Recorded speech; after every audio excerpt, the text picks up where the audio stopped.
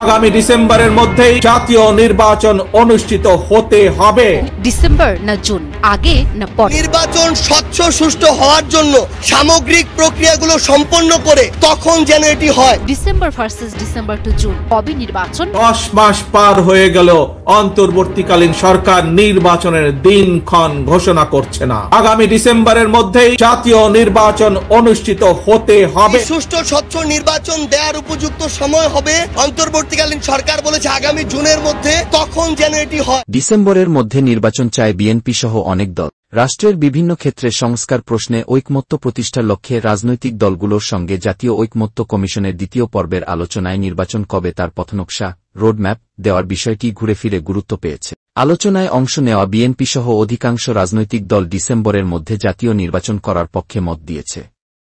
কোনো দল বলেছে প্রধান উপদেষ্টা যে ডিসেম্বর থেকে জুনের মধ্যে নির্বাচন দেওয়ার কথা বলেছেন সেটা কোনো মাসে হবে তা ঘোষণা করা উচিত। আবার কোনো দল জুলাই সনদ ঘোষণার পর নির্বাচনের তারিখ ঘোষণা করতে বলেছে। গতকাল সোমবার বিকেল 5টার দিকে জাতীয় ঐকমত্য কমিশনের প্রধান ও অন্তর্বর্তী সরকারের প্রধান উপদেষ্টা অধ্যাপক মুহাম্মদ ইউনূসের সভাপতিত্বে আলোচনা শুরু হয়।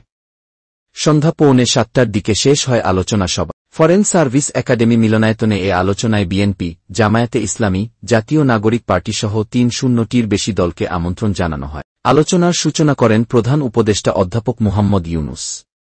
একটি চমৎকার জুলাই সনদ করা সম্ভব হবে এমন আশাবাদ ব্যক্ত করে প্রধান উপদেষ্টা বলেছেন, এই সুযোগ যেন আমরা হারিয়ে না